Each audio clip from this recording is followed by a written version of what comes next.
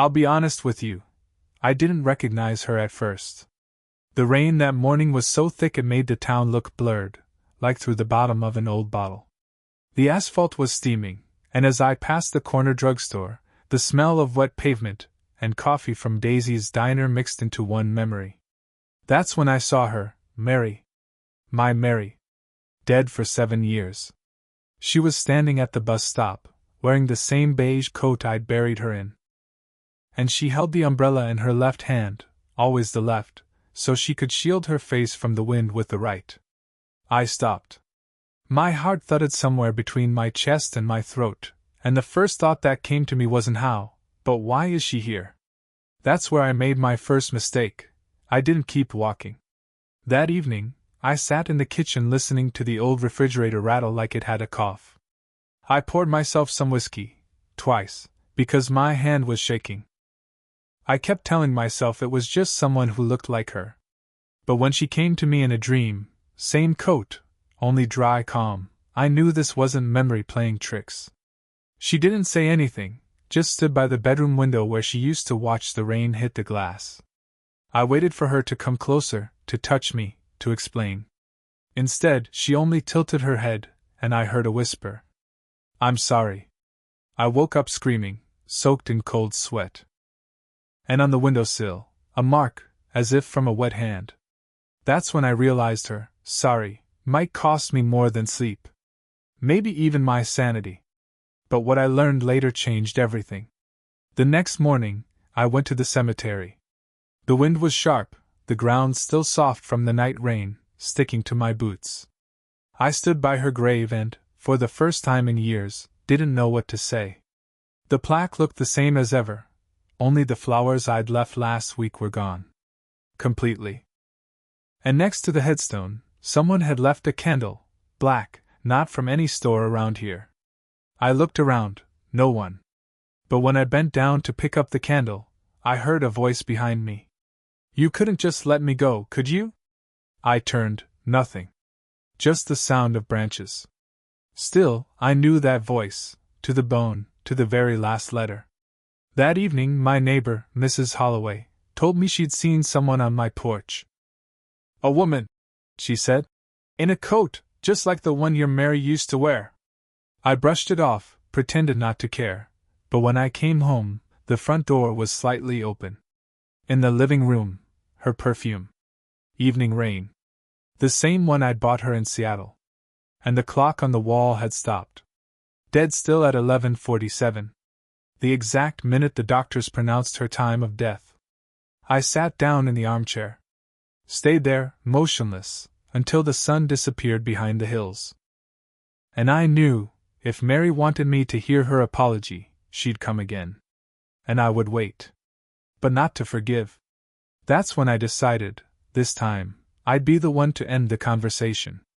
In the morning, there will be a knock at the door, and it won't be who you think. The knock came exactly when I expected it, just after dawn, when the sky was pale and quiet, like it hadn't decided yet whether to turn blue or gray. 3 slow taps. Not loud, not hesitant either. I didn't move at first. The air in the house felt heavy, soaked with that perfume again. Evening rain. When I finally opened the door, there was no one. Only the empty porch, the wind curling around the columns, and a damp envelope on the welcome mat. No return address, just my name in her handwriting, the same neat loops, the same pressure on the downstrokes. I would have known it anywhere. Inside the envelope was a single photograph. Us. Taken the summer before she died, at that cabin by Lake Marston. But someone had cut it in half. Only she remained in the frame. My half was gone. And written on the back, in faint pencil. You should have told me the truth. I don't know how long I stood there staring at that photo. The morning light crawled across the floorboards, touching the edge of her handwriting, and something in me shifted. Not fear, no, that had passed. Something colder. I picked up the phone and called Pastor Dean. He'd buried her, back then. We hadn't spoken in years. Dean, I said, did anyone ever ask you to open a grave? Hypothetically. He paused. This about Mary? I didn't answer. Then you need to let her rest, son, he said quietly. She's not the one who's restless. I told him, and hung up.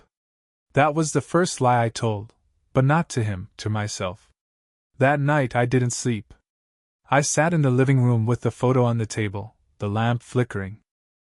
I kept hearing the clock tick, the same one that had stopped the night before, ticking now as if nothing had happened.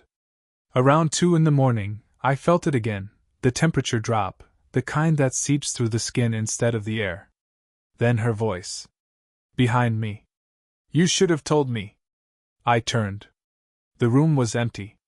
But I saw something move in the mirror, a shape, her shape, walking away from me down the hall. I followed. At the end of the hallway, the guest room door was open. It hadn't been in months. Inside, the smell was stronger. On the dresser lay her old locket, the one that disappeared the night she died. I hadn't seen it since. I reached for it, and the mirror above the dresser fogged up, slowly, from the inside. Words appeared, written by an unseen hand. You lied first. I stumbled back, knocking over the chair. My heart was pounding, but my mind was clearer than it had been in days. Because she was right, I had lied. 7 years ago, on that last night, when she asked if there was someone else. There wasn't. Not really. But I told her no because it was easier than the truth, that I'd stopped loving her months before the accident. And maybe that was what she came back for, not forgiveness, but revenge. The next morning, I went into town. Bought new locks, though I knew it was useless. Ghosts don't need keys. Still, it gave me something to do. Something human. At the hardware store, old Rick behind the counter gave me a look. You okay, John? He asked. Fine, I said. Just fixing some things at home. Strange time for that, he muttered. Someone was asking about you yesterday. Woman. Said she used to live here. I froze. What did she look like? Didn't see much. She was wearing a scarf, big sunglasses. But her voice. Something about it. He frowned. Gave me chills. That evening, as I was changing the locks, I found another note taped to the inside of the front door. No envelope this time. Just a scrap of paper, damp from the rain. You can't fix what you broke. But I can. I sat on the porch with that note in my hand, the rain dripping from the edge of the roof. I remembered her last words before the accident, the way she'd said, "You'll regret it when I'm gone." Back then I thought she meant leaving. Now I wasn't so sure. I realized then who I had underestimated, but I kept quiet. That night I locked every door, turned off every light, and waited in the dark. If she wanted to talk, I was ready to listen. But what I didn't know, she wasn't coming to talk. In the morning, I'd find the marks she left on the kitchen floor, and the things she took with her. And that's when I'd understand, this wasn't about guilt anymore. It was about punishment. By the second week, I'd stopped pretending to live a normal life. Curtains stayed drawn, meals went half-eaten, and every sound in the house seemed to echo too long, as if the walls had learned to breathe. The marks she left on the kitchen floor, that was the first sign things were shifting. It wasn't just dirt or soot. It was a handprint. Small, perfect, pressed into the wood like someone had leaned there to stand up. And when I touched it, the wood was warm. I didn't tell anyone about it. Who would believe me? A 71-year-old widower talking about handprints from the dead. But I took a photograph. Maybe part of me wanted proof, or maybe I already knew I'd need it for something else. That's when the idea started forming, slow, dangerous, but clear. That afternoon, I went out to the shed. I hadn't been in there since the winter she died. The dust was thick enough to write in, and the smell, old oil, pine boards, rust. In the back corner, under a tarp, was the box. The one marked personal. I'd packed away her things years ago, the letters, the receipts, her diary. I told myself I'd burned it all. But I hadn't. I took the box inside, set it on the kitchen table, and poured myself a drink. The locket lay beside the glass, reflecting the dim light like an eye that refused to close. Inside the box, her handwriting again, pages and pages. I started reading. Most of it was what you'd expect: recipes, little notes about garden plants, mentions of her sister. But near the end, 3 entries stood out. Each dated just days before the accident. He's distant again. I think he's hiding something. If he doesn't love me anymore, I'll find a way to make him remember. Tomorrow I'll make him see me, one last time. The next page was blank. I sat there for an hour, maybe 2, until the words blurred. Her accident hadn't been an accident at all. She'd meant to drive out to the cliffs that night. Meant for me to follow. And I didn't. That was the truth I'd never told her, or anyone else. When I finally spoke, it was out loud, to the empty room. "All right, Mary," I said. "You want me to remember?" "I will. But I'll make sure you remember too." That's when I decided I wouldn't run anymore. I'd turn the haunting around. I'd make her come to me, and face what she'd done. The next morning, I called an old friend, not really a friend, more of an acquaintance from my army days, name of Ellis. He used to mess around with ghost hunting and weird tech, cameras that picked up static fields, sound recorders that caught voices you couldn't hear in the moment. He owed me a favor. "Ellis," I said, "I need to talk to someone who isn't scared of the dead." He laughed at first, until he heard my tone. "Jesus, John. You serious?" "Dead serious," I said. "Bring your gear. One night. My place." He showed up 2 evenings later with a duffel bag full of gadgets, wires, and an old cassette recorder. We set up everything in the living room: motion sensors, microphones, temperature meters. He asked questions I didn't answer. "What do you think you'll catch?" "Not what?" I said. "Who?" At midnight, the first sensor tripped, a sharp beep that made Ellis flinch. The air turned cold again, that same impossible chill. He switched on the recorder. "If there's someone here, speak," he said. Silence. Then, faint static, like a sigh. A woman's voice, broken, almost a whisper. "You left me there." Ellis froze. "You hear that?" I nodded. "She's close." The lights flickered once. The locket rattled on the table. The voice came again, clearer this time. "You never came." I leaned forward, my throat tight but steady. "You wanted me to follow you, Mary. But I didn't. You wanted to die that night, and take me with you." Static again. Then, just one word, sharp and cold. "Liar." The temperature dropped so fast our breaths showed in the air. Ellis reached for his gear, panicking, but I didn't move. I just whispered, "Then prove it." The sound that followed wasn't a voice. It was the front door slamming shut, hard enough to shake the frame. And then, from the hallway, footsteps. Slow. Bare. Coming closer. Ellis bolted, grabbing his recorder. He didn't look back, just muttered something about "never again," and left. I sat there alone, waiting. But the footsteps stopped before the doorway. And in the silence that followed, I understood, she wouldn't show herself while I was ready.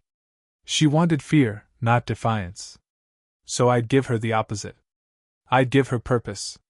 The next day, I started setting traps, not for her body, but for her memory. I printed the diary pages, taped them to the walls. I played recordings of her voice back into the empty house. I wanted her to see herself through my eyes, the woman who left, not the one who was taken. Here was my moral crossroad, revenge or redemption, and I wasn't sure which path I'd already chosen. That night, when the first page tore from the wall on its own and drifted to the floor, I knew she'd read it. By the time the wind died down, I whispered, "Your turn, Mary." But she didn't answer. Not yet. And when she finally did, it would be with something far worse than words. The house went quiet after Ellis left. Too quiet. Even the old refrigerator stopped its usual grumbling, as if holding its breath. For 3 nights I slept with the lights on, the diary pages still taped across the walls like pieces of a confession. But something had shifted. I could feel it in the air. She wasn't haunting anymore. She was circling, waiting for me to understand something I hadn't yet seen. On the fourth night I found it. It was nearly midnight when I heard the scraping sound, soft, steady, from under the floorboards near the hallway. I thought it was a rat at first, but when I pried one of the boards up, there was a small tin box wedged between the joists. Old. Rusted. I pulled it out, wiped it clean, and my hands started trembling even before I opened it. Inside were papers, brittle, yellowed, and one photograph. Not of us this time. Of her, younger, standing beside a man I didn't recognize. He wore a dark suit, had his hand on her shoulder. On the back, in her handwriting, "For the debt." I knew then that this wasn't about our marriage anymore. She hadn't come back just for me. There was something, or someone, she'd bound herself to before she died. And I realized the person she'd betrayed might not have been me at all. The papers were loan documents. Old ones, from a local bank that had shut down years ago. But the name on them made my stomach turn, James Harrow. My father's name. She'd borrowed money under his identity, forged the signature. Dated just weeks before her death. The number was large. The kind that ruined a man back in those days. I sat there for a long while, reading the signature again and again, until the meaning settled. She'd taken the money to save me. Or maybe to punish me. That was the moment I finally understood what her debt really was. When she died, she didn't just leave this world owing a bank. She left owing me, a truth she couldn't carry across. But I would make sure she paid it. The next morning, I drove out to the cliffs, the same place where her car had gone off the road. The wind there still had that salt-burnt bite, and the air carried the hum of the sea below. I stood near the edge, looking down at the black water, and spoke out loud. "You did this to yourself, Mary. But you dragged me with you. That ends now." The wind shifted, I swear it did, and I caught a scent of her perfume. I turned, and for the first time, I saw her clearly. Not a flicker or shadow, not a dream. She was standing a few yards away, her coat whipping in the wind, her eyes empty but fixed on me. Her mouth moved, but the sound came from everywhere, from the wind, from the stones, from inside my head. "You were supposed to follow." I stepped closer. "You stole my father's name. You left me with a debt that wasn't mine." Her face twitched, pain or rage, I couldn't tell. "I borrowed it to keep you alive." "Alive?" I laughed. "You call this living?" The wind howled between us. She looked down at the cliffs, then back at me. "You were already gone before I was." And there it was, the secret I'd been chasing wasn't hers. It was mine. Because she was right. I'd left her long before she ever died. Every silence, every lie, every moment I'd chosen peace over truth, it had built the distance she'd driven into that night. And now she'd come back to make sure I remembered what that distance cost. But she'd made one mistake. She thought I'd come here to forgive her. I reached into my coat and pulled out the tin box. The wind tried to tear it from my hand, but I held it firm. "You wanted to keep the past buried," I said. "Now I'll bury you with it." I opened the box and dropped the papers over the cliff. They scattered into the sea like ash. Her face changed, not anger, not sorrow. Just release. The kind that comes right before something worse. The ground beneath my feet trembled. The air around her turned black at the edges, as though the world was bleeding into her. "You think you've settled it," she said, voice sharp as glass. "But debts don't end with fire. They end with pain." Then she was gone. No sound, no scream, just gone. The sea below went calm, eerily calm, and the wind stopped. I drove home in silence. The house looked normal again, too normal. No perfume, no voices, no chill. I poured a drink, sat in my chair, and thought it was over. Until I noticed the clock. It was ticking backward. That was the moment I knew the real haunting had only just begun. By the end of that week, I'd start hearing her again, not outside, but inside my own thoughts. And this time, she wasn't asking for forgiveness. She was giving orders. And I had one day to decide whether to obey, or to destroy everything she left behind. It started with whispers, not words, not quite, more like a current beneath thought. Every time I tried to focus, her voice rose just under the surface. Not from the room, not from any corner. From me. She was inside now. By Thursday, I'd stopped denying it. The house looked calm, the air still, but the rhythm of the clock had changed. 2 ticks forward, 1 back, as if time itself was learning her language. I didn't leave. Couldn't. It felt like stepping outside would loosen the last thread keeping me tethered to whatever still counted as the living. That morning I brewed coffee, same as always. When I raised the cup, the steam curled into letters, "Don't fight me." I dropped it, burning my hand. The mug shattered. The pieces landed in a perfect half-circle around my feet. That's when I understood, she wasn't haunting me anymore. She was trying to wear me. The idea terrified me for exactly 10 seconds. Then something colder took its place. If she wanted in, I'd open the door, but only long enough to drag her where she couldn't come back. So I began preparing. I called Ellis again. He didn't pick up. Left a message anyway. "You were right to run. But I'm not done. I've got one more thing to try." Next, I drove to the church. Pastor Dean met me outside, wary. I must have looked like hell. "John," he said, "you shouldn't be here. She's not resting." I told him. He sighed. "Then it's not her you're fighting anymore. It's yourself." "Maybe.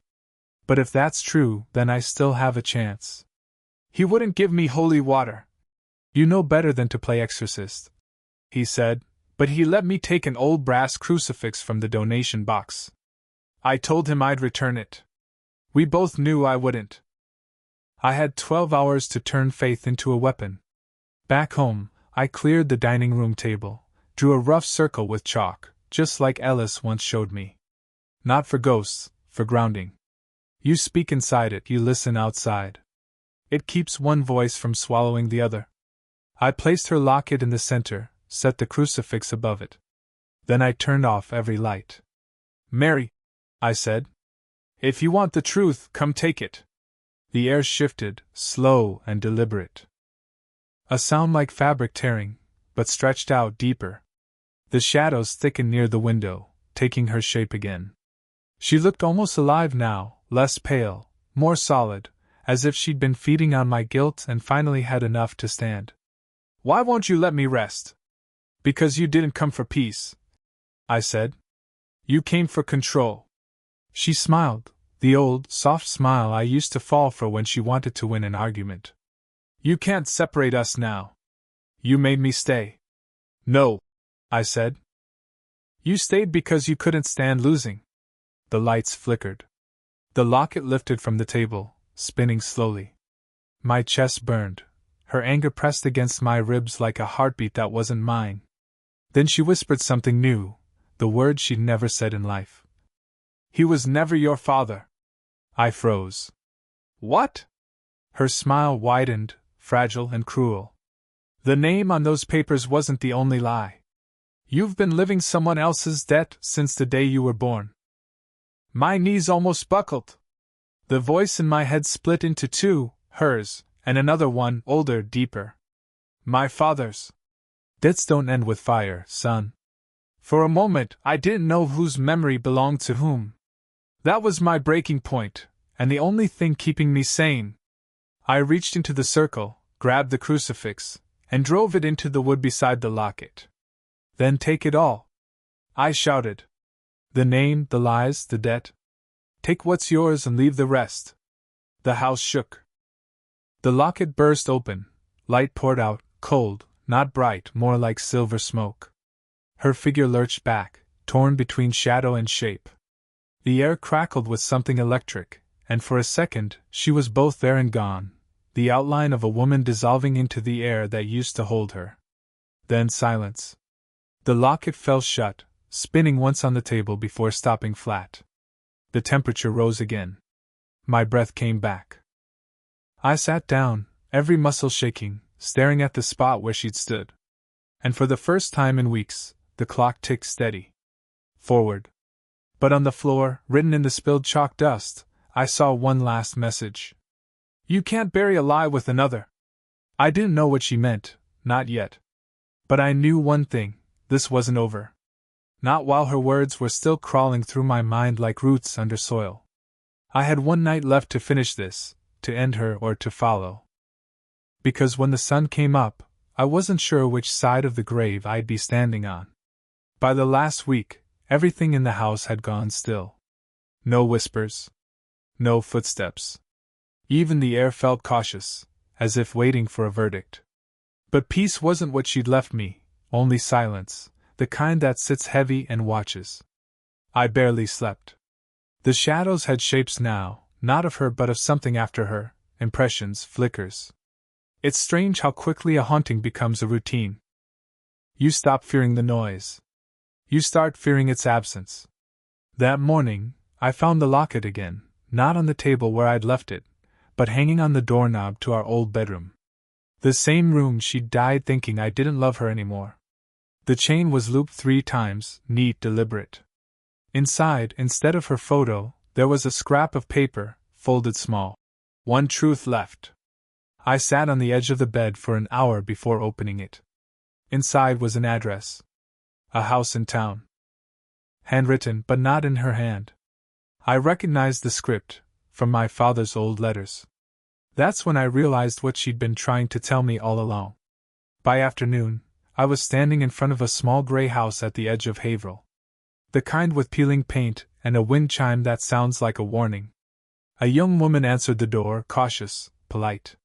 Her eyes, blue-gray, like Mary's. Can I help you? She asked. I think you can, I said. Do you know a Mary Harrow? Her brow tightened. She was my grandmother. I felt the ground tilt. Inside the house, family photos lined the wall.